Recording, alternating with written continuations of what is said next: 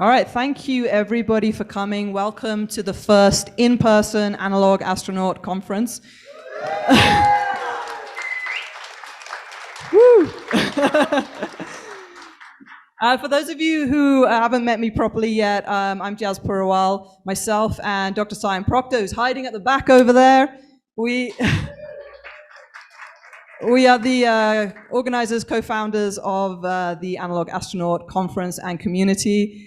So the idea of this really is to get the community of analog astronauts together, get you guys talking to each other, learning from each other, collaborating, and we're hoping that our online community forum and these conferences are going to be the place where we can do that. And what an amazing place to have our first conference, Biosphere 2. I want to extend a huge thank you to the Biosphere 2 team. They've been working really hard to prepare for our arrival, so a big thank you to them.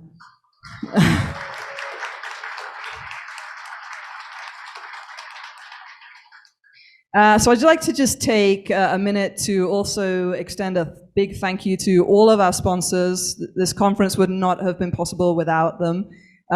Very special thank you to our gold sponsors, Cosmic Perspective, and they're also sponsoring this evening's entertainment. Mary Liz will be performing an interactive performance, which all sounds very exciting. Can't wait to see it. Hope you all enjoy that. Also, our silver sponsors, we've got Paragon. You'll hear from them a little bit later at 3:30. We've got Yame. Thank you to Yame. They're also sponsoring our drinks bar service tomorrow evening. And and a big thanks to Yuri's Night, who have been super, super supportive throughout all of the preparations and planning for this conference. So you might see some cameras around the room, and that is because we are recording all the sessions. We won't be live streaming, but the recordings will be made available online after the conference is finished. And a massive thank you to Mac Mulkawi and Lee Giat from Flying Ostrich Media, Borderless Labs, for doing the recording for us.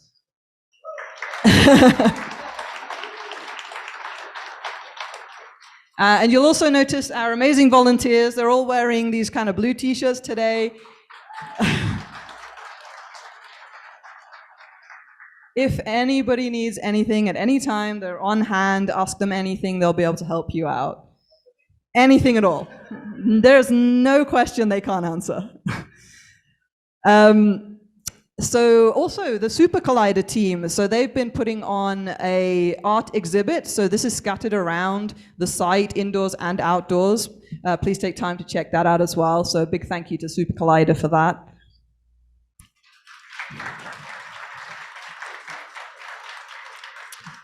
And so I'll keep the intro nice and short and sweet. So I think what I'll do now is hand over the mic to Trent Adams from Cosmic Perspective for a quick word from our sponsor.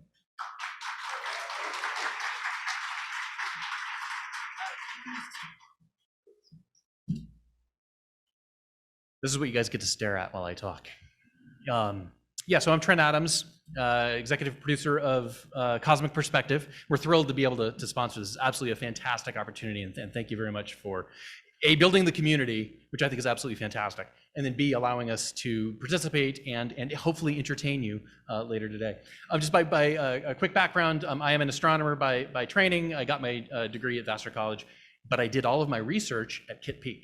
So which is kind of cool. I got to come back, was gonna go up and visit my old haunts, and they told me I can't because COVID. But I could stare at it. It was kind of cool. So I did my research there. Anybody who wants to talk inner Lindblad resonance of spiral galaxies, let me know. It's very exciting. All right, well, we're very proud to sponsor the event. We had wished that Mary Liz Bender and Ryan Lachinsky, the two co-founders, would be here to say these words to you. but their flight was canceled this morning, and so they're picking a later flight. They should be here soon. So they asked me to step in. So anyway, they'll be here later. They were the co-founders of Cosmic Perspective, and I think what really set the tone for the organization. What they have done starting in 2018 is build a community around telling stories that are very human in nature. There's a lot going on in the scientific community or the rocket lab community, watching rockets, talking about what kinds of rockets are going where and blowing up when. And it's really cool to see some of the human side stories. And that's what Cosmic Perspective was all about, is telling the human story of the road to Mars. And so we're producing right now is a Road to Mars series. You can go to our YouTube channel and start to watch the first couple of episodes of that as we build the stories together. The way that we do this is through really high quality cinematic cameras placed very strategically with close collaboration with a lot of different rocket companies. So that we get as close to the pads as possible with very high quality slow motion footage.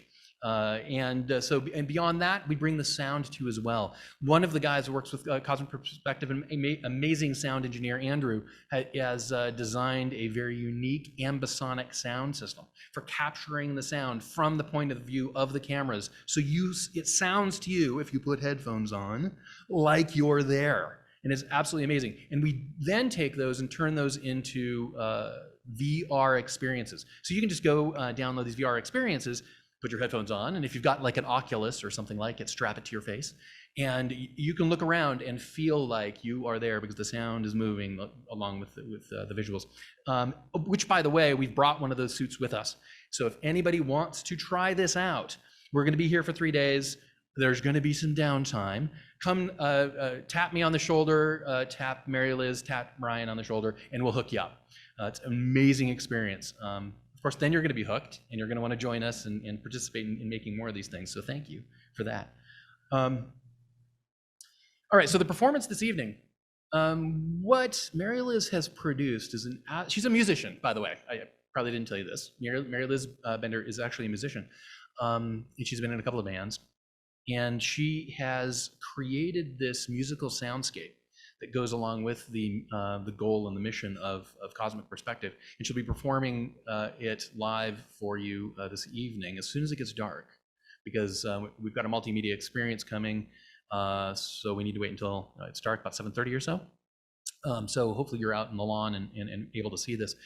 She does this amazing performance with her hands. All of the music is performed with hand motions live in real time. So you got to see it. It's very cool. Right, and then the VR experience, I already told you about that. Cosmic Perspective is a group of dedicated artists, philosophers, engineers, scientists, such as myself, who come together and collaborate, and it's an open community. So we value anybody who wants to participate, anybody who wants to join to any degree. In fact, I spun up a science fiction writing group, which is kind of fun. So we've been playing with that a little bit. There's all sorts of ways to participate in what is the Cosmic Perspective. What does it mean to have a human story on the road to Mars? And we hope you'll join us in that journey, even if it's just to watch some of the videos we produce, but we hope to see you there. And if you have any questions about it and what we do, please tap us on the shoulder. And again, if you want to strap the goggles on, let me know. All right, thank you very much.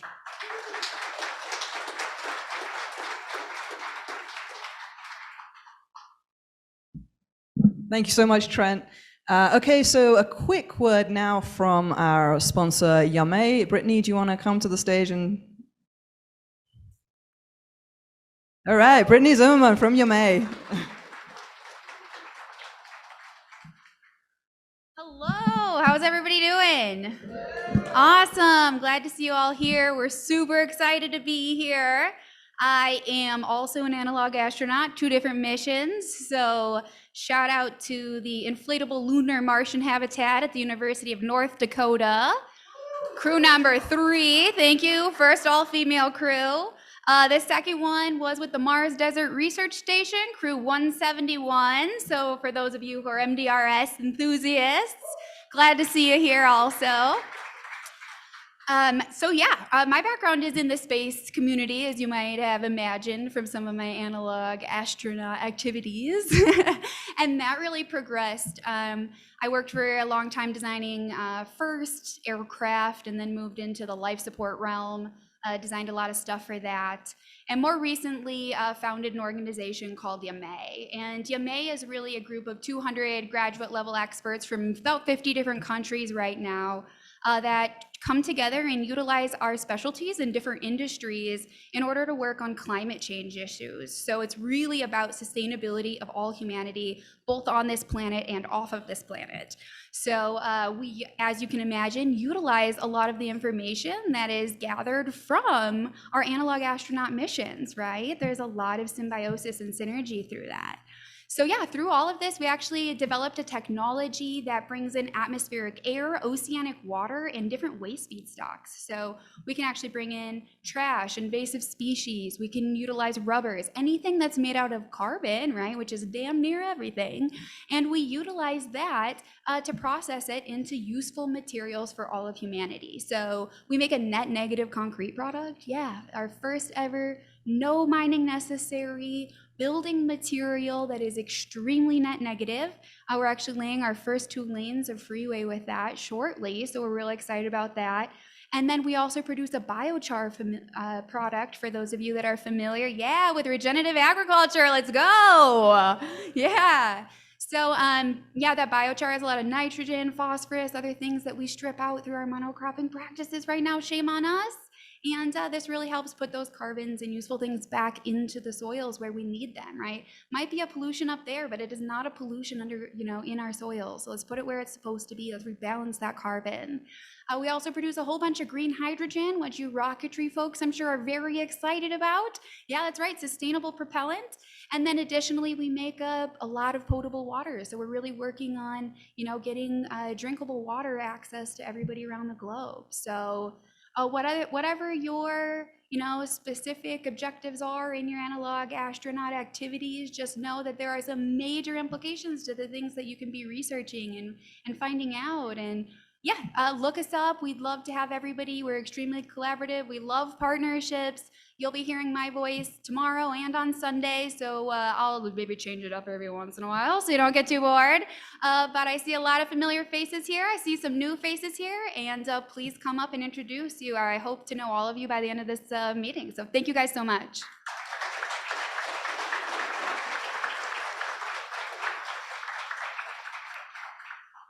Thank you, Brittany, and thank you, Yame.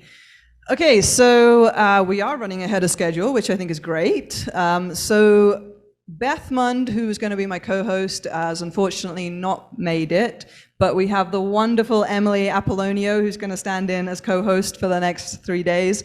We have a great schedule planned. Hopefully, you guys are going to love it. So I think with that, we'll kick off, and I'll hand it over to Emily.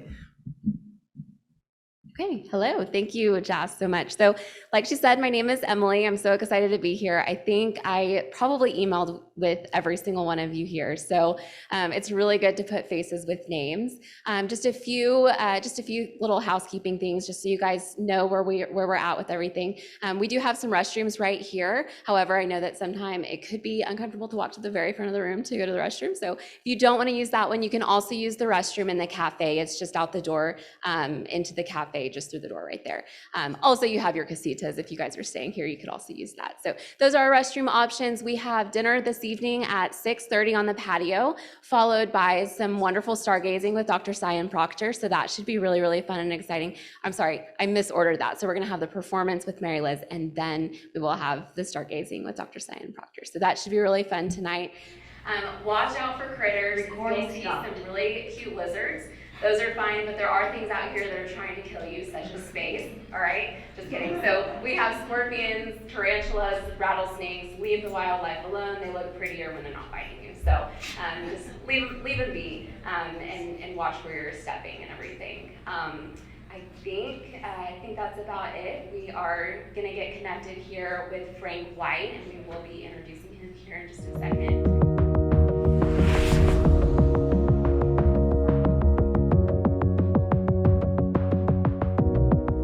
All right, everybody, here we have Frank White.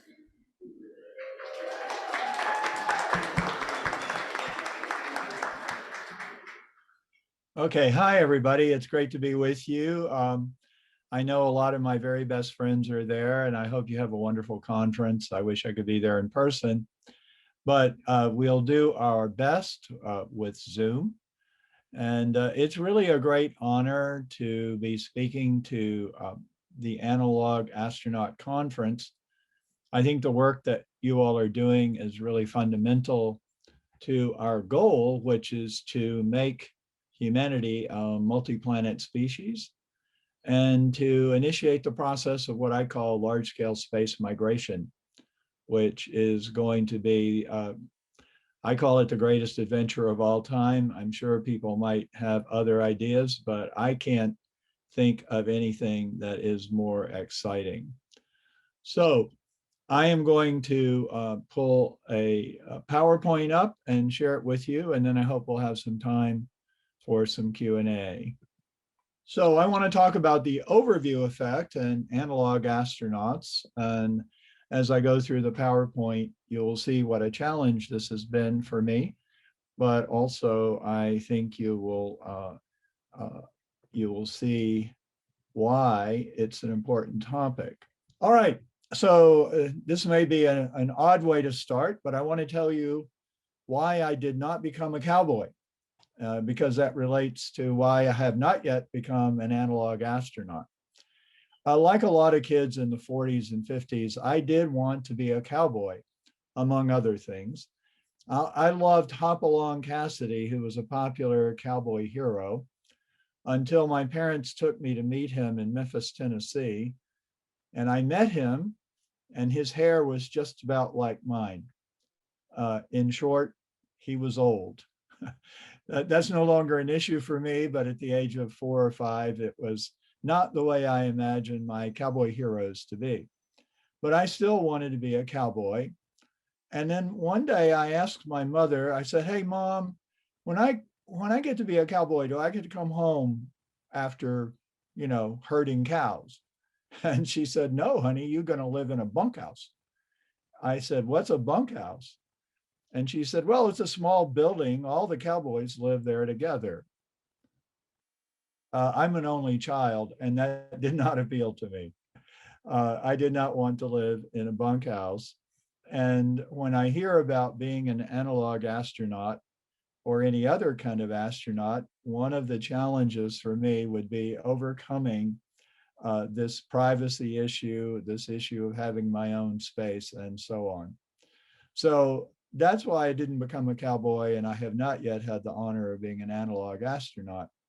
This book, incidentally, that you're seeing is over 70 years old. It was published in 1950, and that's where I learned about cowboys, and I think probably there's a story in there about bunkhouses.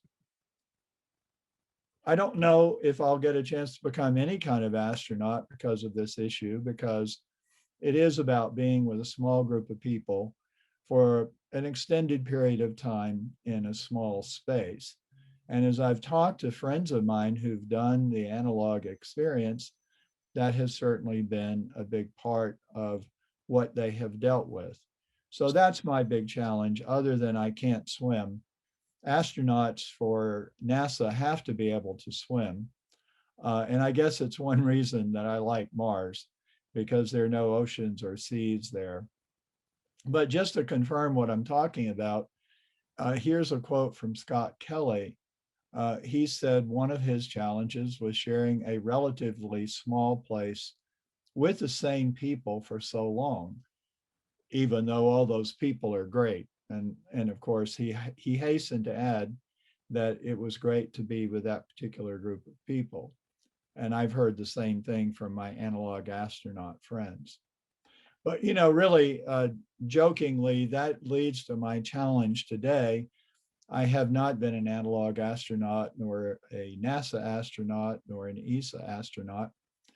I became a space philosopher, and my job is not to go anywhere and spend time with people in refined or defined small spaces. I really interview people who've done that.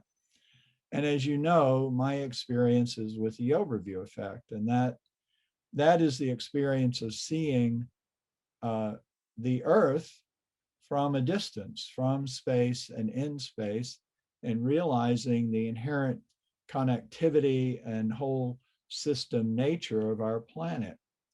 And that is a common experience of astronauts for NASA or ESA or Russian cosmonauts. But as I understand it, it's not a common experience for analog astronauts. So it was a bit of a challenge for me to think, what could I say about the overview effect that would be helpful to you? And before I get into that, I just want to say, you know, the overview effect does have some overlapping aspects of the analog experience, or at least the actual experience of spaceflight does. There is an experience of isolation. There is a separation from nature. There is a lack of privacy, as I've talked about.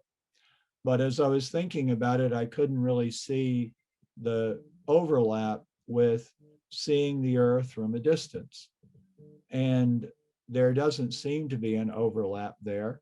Also, zero gravity is a special feature of the spaceflight experience, which, of course, the analog experience doesn't directly have.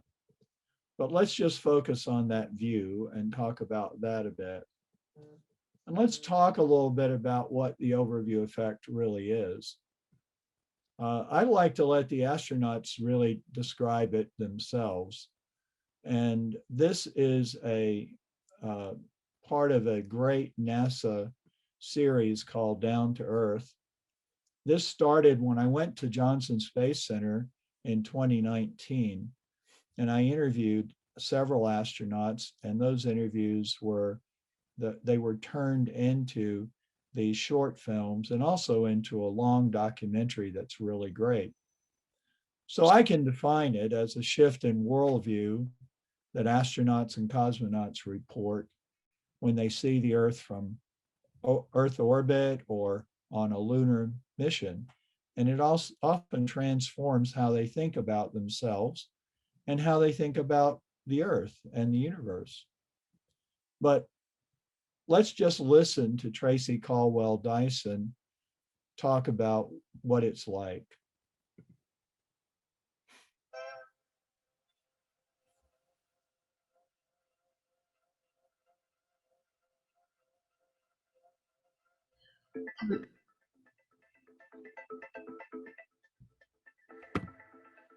My first look at the Earth from that vantage point was on ascent in my wrist mirror, looking at the aft window behind me, knowing that I was the first one that had to get out of their seat and film our external tank falling away. That was my first job, aside from all the monitoring that I had to do. And so my view of it was very fleeting and very technical. It was background to the task that I had at hand, and that was pointing a camera at an external tank so that it could be analyzed. Then when we got into orbit, we had a very fast-paced mission, which all space shuttle missions were. You had 10 to 12 days of fast-paced work. And it was my commander, Scott Kelly, who carved out 90 minutes of entire orbit on flight day 10. And he said to the rookies, the three of us, I want you guys all in that window, and I don't want you to move. And he already pre-coordinated it, got the lights turned off on the station so we could see everything in its grandeur. And that was the first moment that I had to really soak it in, and discovered a lot of things about my reaction to that view in that relatively short period of time.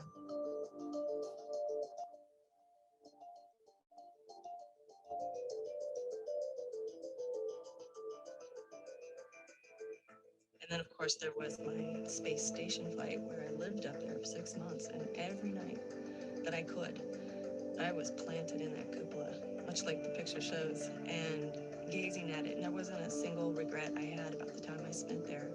In fact, it almost, I dare say, grieved me to think about how in the world am I going to describe this?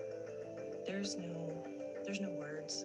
There's no picture I could take to do it justice. There's no watercolors that I could put on paper to come close to the vividness, the ever-changing picture that I see staring at this planet. Everything from the colors to what changes the atmosphere goes through, depending on where the sun angle is and whether the moon's in the view or not, to just how fast we're going over the surface of it and the way shadows are changing. You could see the same landmass over a period of 2 weeks and it looks completely different because of that. To then looking at the stars and the blackness, a black that nothing here on Earth ever can replicate.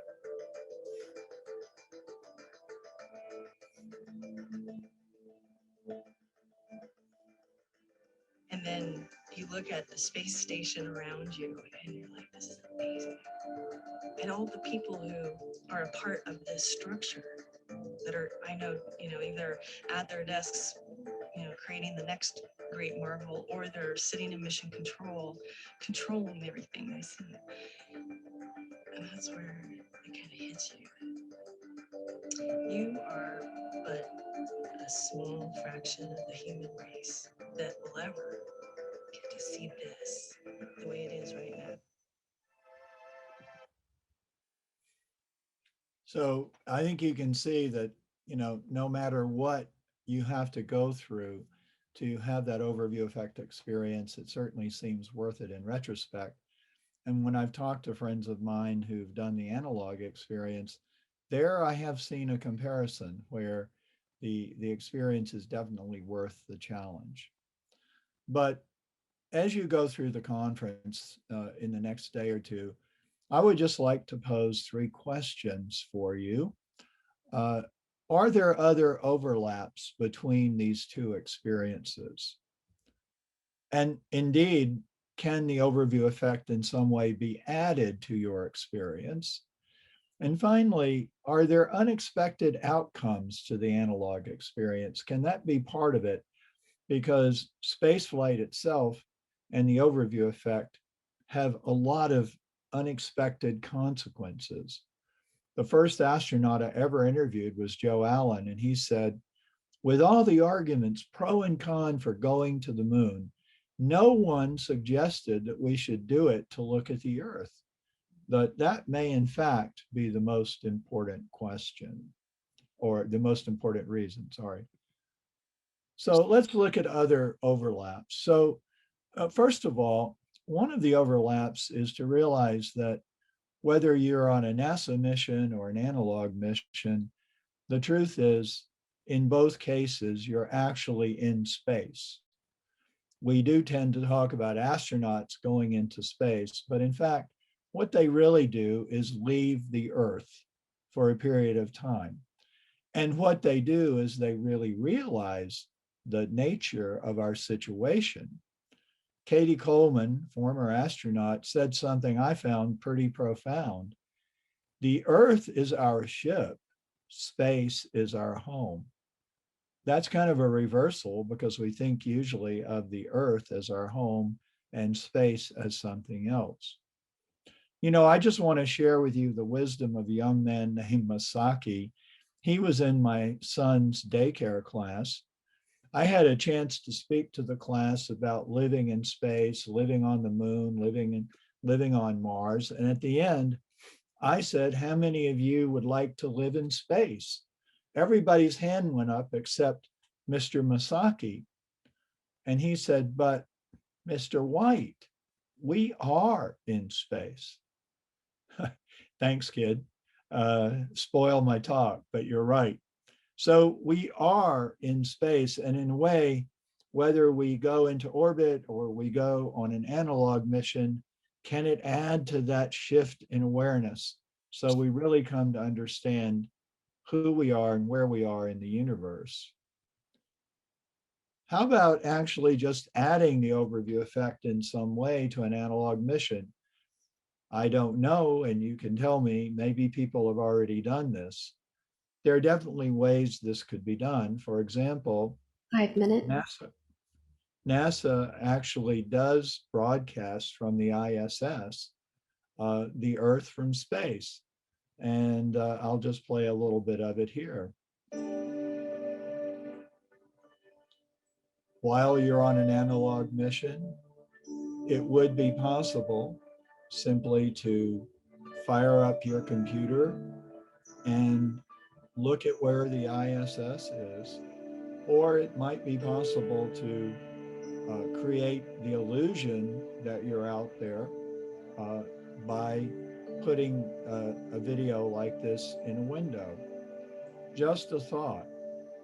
Another way to do it is that there's a lot of work being done on virtual reality, as you know. And again, there's some excellent VR simulations of the overview experience. And overlap 3, I don't know how you do it. Maybe all of you know this already. Maybe you've already had unexpected outcomes. But I think that's a tremendously important part of it. For example, the famous Earthrise photo was not planned. It was serendipitous. And I just want to play a little clip of actually how that photograph was taken. It's one of the major milestones in the overview effect experience and history. All right, we're gonna roll.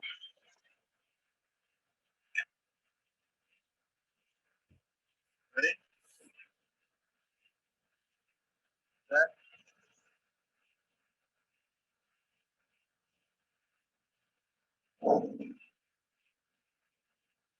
The impact crater was at just prior to the subsolar point on the south side, and the floor of it interleaving because there is one dark hole,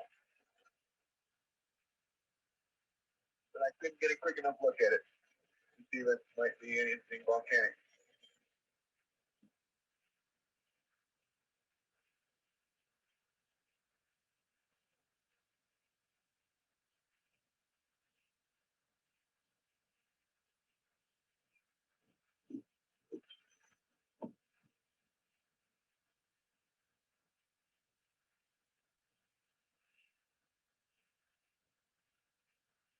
Oh my God, look at that picture over there. There's the Earth coming up. Wow, is that pretty? Hey, don't take that, it's not scheduled. Got a color film, Jim? Give me a roll of color quick. Oh man, that's great. Quick.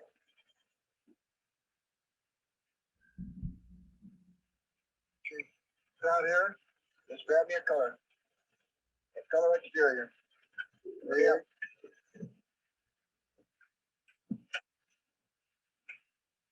That one? Yeah, I'm looking for one. C368. Hey, quick. Here. What?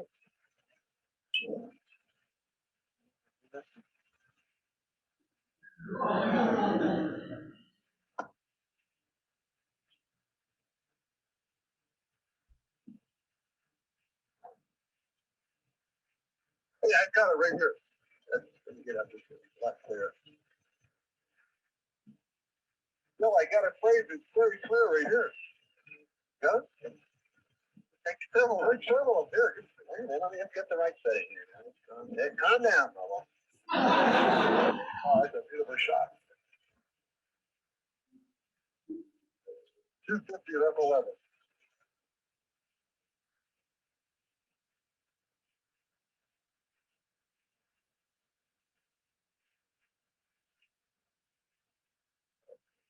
Now, very exposure. I did. I took 2 of them. You sure we got it now? Yeah, we'll come up again, I think. So there you have it. I mean, that iconic photograph almost didn't get taken. We're at one. Yeah, well worth applause. So just wrapping up, I mean, the point I want to make is that space exploration, analog or actual, if you will, or non-analog, it changes our consciousness, however we explore. And so exploration is just critical. The other thing I would say is I know that you have analog missions to Mars, and that actually is really close to what it's going to be like for people physically to go to Mars, because the Earth is not going to loom large. It's going to be more like this picture where the Earth is only a point in the sky. So there's a very close analogy there. And then ultimately, I do believe, as I said, we're going to move from missions to migration. And I feel that what you are doing is excellent preparation for both. And it does help people begin to think about how to live with others in a small space for a long period of time, but it can also begin to open us up to a much larger experience of large scale space migration. So I want to congratulate all of you. And as I've been preparing this to talk, I've decided I really have to overcome my concern about the bunkhouse. And someday I will try to join you on an analog experience. So thanks so much for having me here, and I'm open for questions.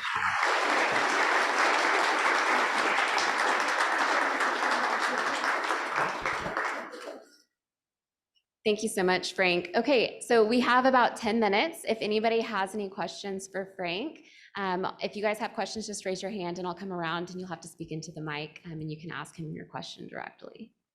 So does anybody have any questions? Okay.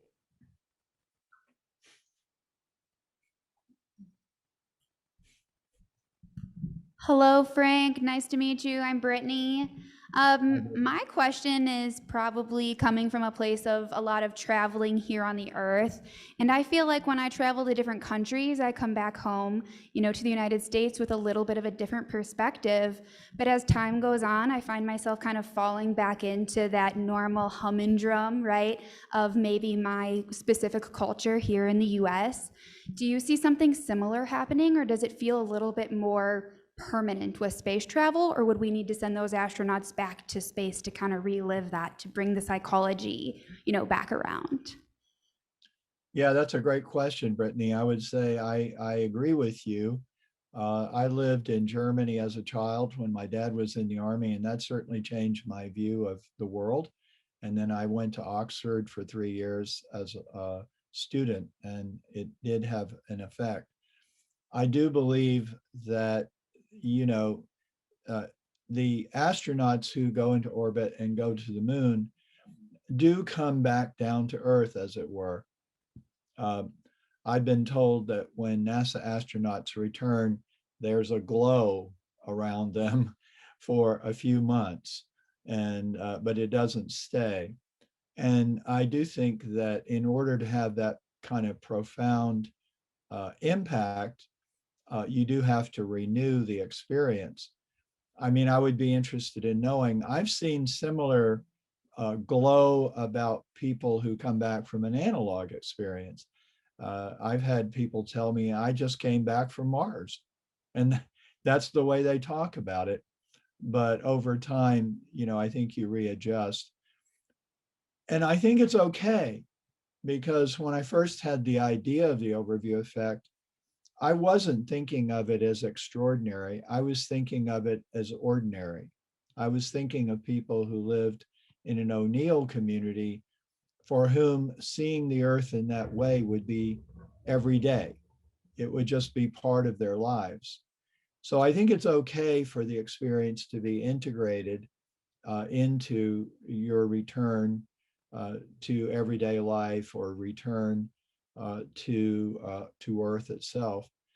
And even in saying that, relating back to my time in Germany and in England, both of those experiences changed my life. It has been on a different course because of those experiences. So even though the intensity of it may be less, the impact is still there for me. Thank you so much. I think we have another question. Frank, this is really quick, but my first question is, are you in space right now? Or is Well, what's going on? I'm kidding. What would you say is like, what are the top qualities that you see in astronauts, I guess, as far as preparation, or just great qualities in people that you see with the astronaut community? Well, to answer your first question, of course, I have to say, yes, I am in space. You are in space. We're all in space. The Earth is in space and it can't be anywhere else. So yes, I'm in space. I just have a very nice screensaver somebody created for me. Top qualities for astronauts. It's a funny thing. I went to a downlink with some astronauts on the International Space Station at Framingham State University recently, and the students asked exactly your question. What are the top qualities for an astronaut today? And the person who answered it said, well, getting along with other people is the most important quality today.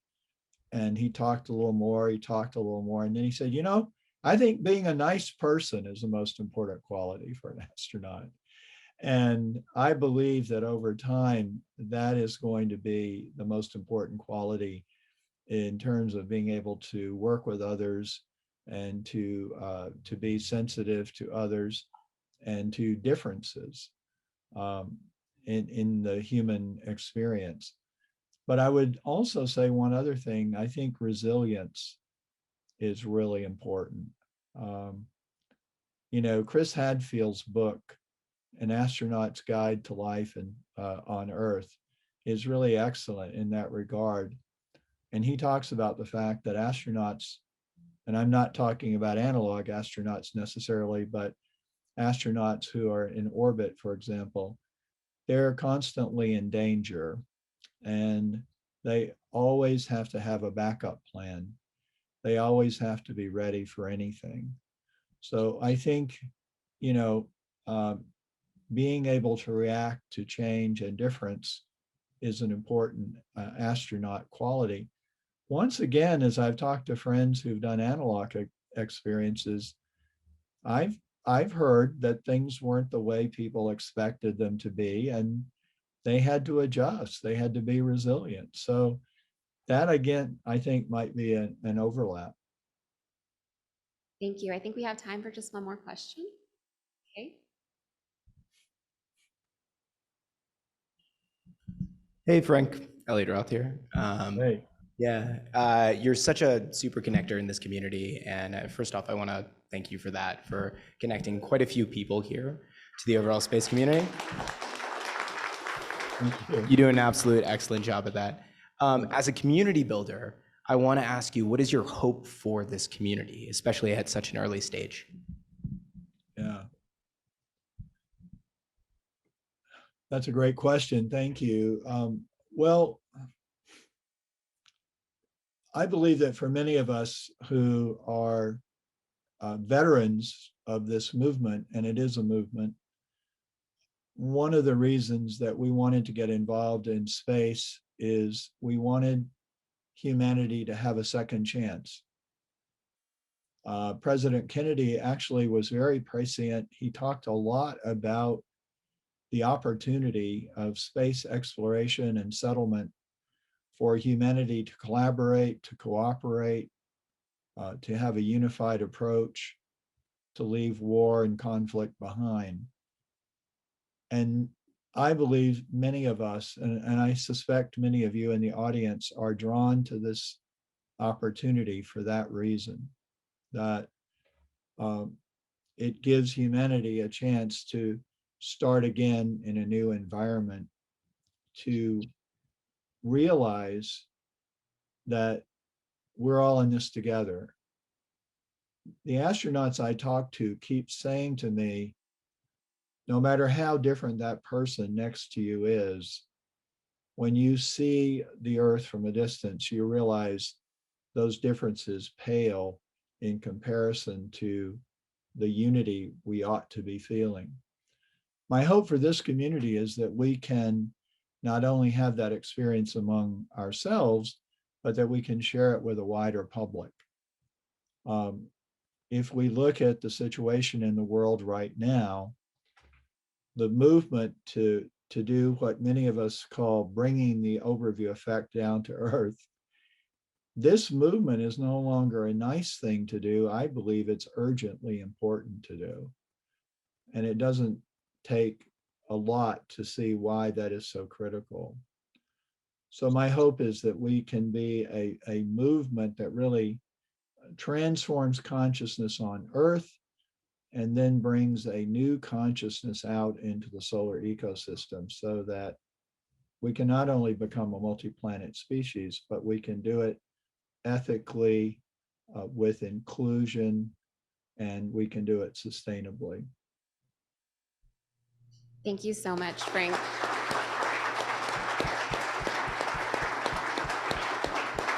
Thank you. Thank you so much. Thank you for joining us today, and that was such a beautiful answer. All right, one more round of applause for Frank, everybody. Have a great conference, everyone. Bye-bye.